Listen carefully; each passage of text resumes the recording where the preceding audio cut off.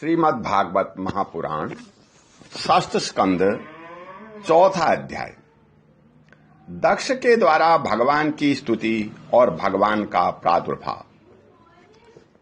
राजा परीक्षित ने कहा, हे भगवान, आपने संक्षेप से तीसरे स्कंद में इस बात का वर्णन किया कि स्वाम्भु मनवंतर में देवता, असुर, मनुष्य, सर्प और पशु पक्षी आदि की सृष्टि कैसे हुई। अब मैं उसी का विस्तार जानना चाहता हूं। प्रकृति आदि कारणों के भी परम कारण भगवान अपनी जिस शक्ति से जिस प्रकार उसके बाद की सृष्टि करते हैं उसे जानने की भी मेरी इच्छा है। सूत जी कहते हैं, शौनकादि ऋषियों, परम योगी व्यास नंदन श्री सुखदेव जी ने राजर्षि परीक्षित का यह सुंदर प्रश्न सुनकर के उनका अभिनंदन किया और इस प्रकार कहा। श्री सुखदेव जी ने कहा, राजा प्राचीन ब्रह्मी के 10 लड़के जिनका नाम प्रचेता था, जब समुद्र से बाहर निकले तब उन्होंने देखा कि हमारे पिता ने निवृत्ति परायण हो जाने से सारी पृथ्वी पेड़ों से घिर गई है। उन्हें वृक्षों पर बड़ा क्रोध आया। उनके तपोबल से तो मानो क्रोध की आग से आहुति ही डाल दी। बस उन्होंने वृक्षों को जला डालने के लिए अपने मुख से वायु और अग्नि की सृष्टि की। हे परीक्षित, जब प्रचेताओं की थोड़ी हुई अग्नि और वायु उन वृक्षों को जलाने लगी, तब वृक्षों के राजाधिराज चंद्रमा ने उनका क्रोध शांत करते हुए इस प्रकार कहा, महाभाग्यवान प्रचेताओं, ये वृक्ष बड़े दीन हैं। आप लोग इनसे द्रोह मत कीजिए, क्योंकि आप तो प्रजा की अभिवृद्धि करना चाहते हैं और सभी जानते हैं कि आप प्रजापति हैं। महात्मा प्रचेताओं, प्रजापतियों के अधिपति अविनाशी भगवान श्री हरि ने संपूर्ण वनस्पतियों और औषधियों को प्रजा के हितार्थ उनके खान पान के लिए बनाया है। संसार में पांखों से उड़ने वाले चर प्राणियों के भोजन फल पुष्पादि अचर पदार्थ हैं। पैर से चलने वालों के घास तृणादि बिना पैर वाले पदार्थ भोजन हैं। हाथ वालों के वृक्ष लता आदि बिना हाथ वाले और 2 पैर वाले मनुष्य आदि के लिए धान गेहूं आदि अन्न भोजन है। 4 पैर वाले बैल, ऊंट आदि खेती प्रवृत्ति के द्वारा अन्न की उत्पत्ति में सहायक हैं। निष्पाप प्रचेताओं, आपके पिता और देवाधिदेव भगवान ने आप लोगों को यह आदेश दिया है कि प्रजा की सृष्टि करो। ऐसी स्थिति में आप वृक्षों को जला डालें, यह कैसे उचित हो सकता है। आप लोग अपना क्रोध शांत करें और अपने पितामह परपितामह आदि के द्वारा सेवित संतुष्टों सत्पुरुषों के मार्ग का अनुसरण करें। जैसे माँ बाप बालकों की, पलकें नेत्रों की, पति पत्नी की, गृहस्थ भिक्षुओं की और ज्ञानी अज्ञानियों की रक्षा करते हैं और उनका हित चाहते हैं, वैसे ही प्रजा की रक्षा और हित का उत्तरदायी राजा होता है। हे प्रचेताओं, समस्त प्राणियों के हृदय में सर्वशक्तिमान भगवान आत्मा के रूप में विराजमान हैं। इसलिए आप लोग सभी को भगवान का निवास स्थान समझें। यदि आप ऐसा करेंगे तो भगवान को प्रसन्न कर देंगे। जो पुरुष हृदय के उबलते हुए भयंकर क्रोध को आत्म विचार के द्वारा शरीर में ही शांत कर देता है, बाहर नहीं निकलने देता, वह काल क्रम से 3 गुणों पर विजय प्राप्त कर लेता है। हे प्रचेताओं, इन दीनहीन वृक्षों को और न जलाइए। जो कुछ बच रहे हैं उनकी रक्षा कीजिए, इससे आपका भी कल्याण होगा। इस श्रेष्ठ कन्या का पालन इन वृक्षों ने ही किया है, इसे आप लोग पत्नी के रूप में स्वीकार कीजिए।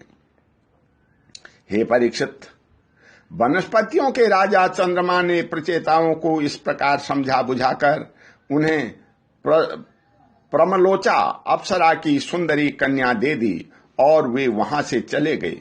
प्रचेताओं ने धर्मानुसार उनका पाणी ग्रहण किया। उन्हीं प्रचेताओं के द्वारा उस कन्या के गर्भ से प्रोचेतम दक्ष की उत्पत्ति हुई। फिर दक्ष की प्रजा सृष्टि से तीनों लोग भर गए। उनका अपनी पुत्रियों पर बड़ा प्रेम था। उन्होंने जिस प्रकार अपने संकल्प और वीर्य से विविध प्राणियों की सृष्टि की वह मैं सुनता हूं। तुम सावधान होकर सुनो। परीक्षित, पहले प्रजापति दक्ष ने जल, थल और आकाश में रहने वाले देवता, असुर एवं मनुष्य आदि प्रजा की सृष्टि कर अपने संकल्प से ही की।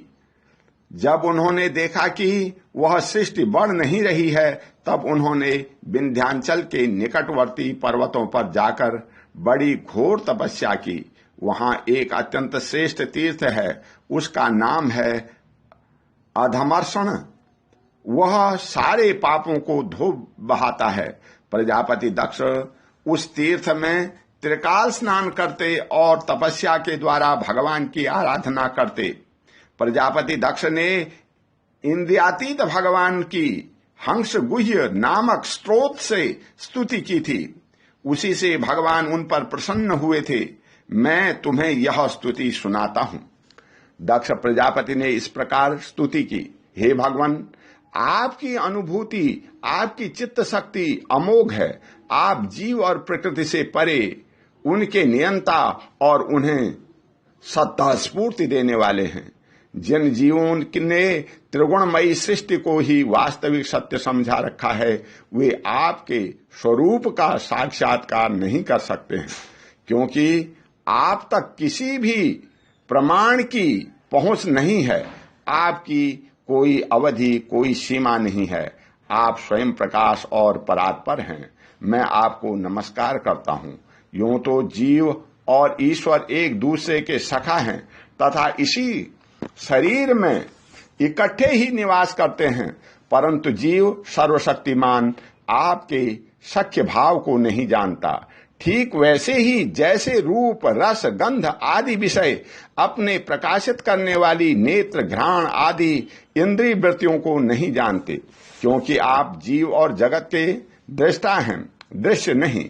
महेश्वर, मैं आपके श्री चरणों में नमस्कार करता हूं। देह, प्राण, इंद्रिय, अंतःकरण की वृत्तियां, पंच महाभूत और उनकी तन्मात्राएं, ये सब जड़ होने के कारण अपने को और अपने से अतिरिक्त को भी नहीं जानते, परंतु जीव इन सब को और इनके कारण सत्व, रज और तम, इन तीनों गुणों को भी जानता है, परंतु वह भी दृश्य अथवा से रूप में आपको नहीं जान सकता, क्योंकि आप ही सबके ज्ञाता और अनंत हैं। इसलिए हे प्रभु, मैं तो केवल आपकी स्तुति करता हूं। जब समाधि काल में प्रमाण, विकल्प और विपर्यय रूप विविध ज्ञान और समरण शक्ति का लोप हो जाने से इस नाम स्वरूप का जगत का निरूपण करने वाला मन उपरत हो जाता है, उस समय बिना मन के भी केवल सच्चिदानंदमयी अपनी स्वरूप स्थिति के द्वारा आप प्रकाशित होते रहते हैं। हे प्रभु, आप शुद्ध हैं और शुद्ध हृदय मंदिर की ही आपका निवास स्थान है। आपको मेरा नमस्कार है। जैसे याज्ञिक लोग काष्ठ में छिपे हुए अग्नि को सामीधेनी नाम के 15 मंत्रों के द्वारा प्रकट करते हैं, वैसे ही ज्ञानी पुरुष अपनी 27 शक्तियों के भीतर गूढ़ भाव से छिपे हुए आपको अपनी शुद्ध बुद्धि के द्वारा हृदय में ही ढूंढ निकालते हैं। जगत में जितनी भिन्नताएं देख पड़ती हैं, वे सब माया की ही हैं। माया का निषेध कर देने पर केवल परम सुख के साक्षात्कार स्वरूप आप ही अवशेष रहते हैं, परंतु जब विचार करने लगते हैं, तब आपके स्वरूप में माया की उपलब्धि निर्वचन नहीं हो सकता, अर्थात माया भी आप ही हैं। अतः सारे नाम और सारे रूप आपके ही हैं। हे प्रभु, आप मुझ पर प्रसन्न होइए, मुझे आत्मा प्रमाद से पूर्ण कर दीजिए।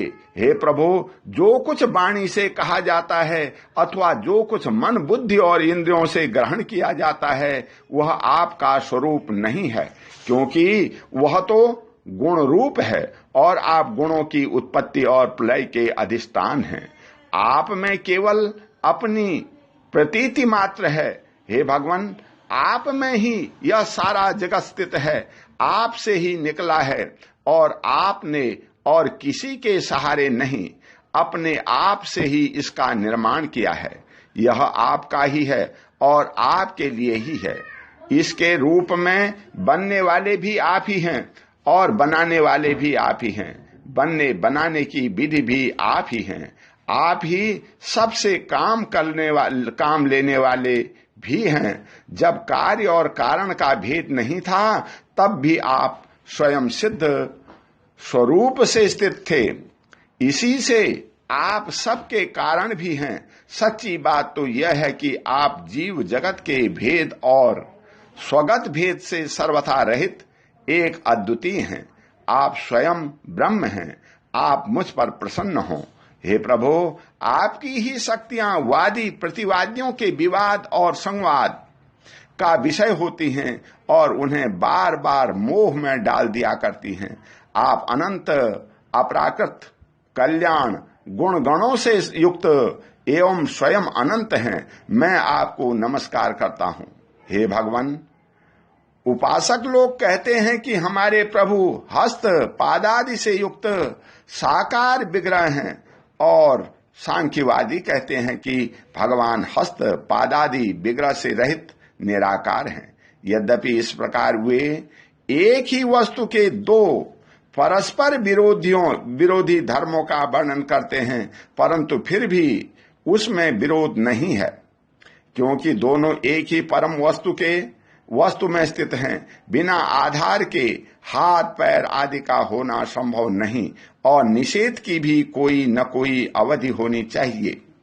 आप वही आधार और निषेध की अवधि हैं, इसलिए आप साकार निराकार दोनों से ही अविरुद्ध सम परम ब्रह्म हैं। हे प्रभु, आप अनंत हैं। आपका न तो कोई प्राकृत नाम है और न कोई प्राकृत रूप, फिर भी जो आपके चरण कमलों का भजन करते हैं, उन पर अनुग्रह करने के लिए आप अनेक रूपों में प्रकट होकर के अनेकों लीलाएं करते हैं तथा उन पर रूपों एवं लीलाओं के अनुसार अनेकों नाम धारण कर लेते हैं। हे परमात्मन, आप मुझ पर कृपा प्रदान कीजिए। लोगों की उपासनाएं प्रायः साधारण कोटि की होती हैं, अतः आप सबके हृदय में रह करके उनकी भावना के अनुसार भिन्न भिन्न देवताओं के रूप में प्रतीत होते रहते हैं। ठीक वैसे ही जैसे हवा गंध का आश्रय लेकर के सुगंधित प्रतीत होती है, परंतु वास्तव में सुगंधित नहीं होती। ऐसे सबकी भावनाओं का अनुसरण करने वाले प्रभु मेरी अभिलाषा पूर्ण करें। श्री सुखदेव जी कहते हैं, हे परीक्षित, विंध्याचल के अधर्मर्षण तीर्थ में जब प्रजापति दक्ष ने इस प्रकार स्तुति की, तब भगवत वत्सल भगवान उनके सामने प्रकट हुए। उस समय भगवान गरुड़ के कंधों पर चरण रखे हुए थे।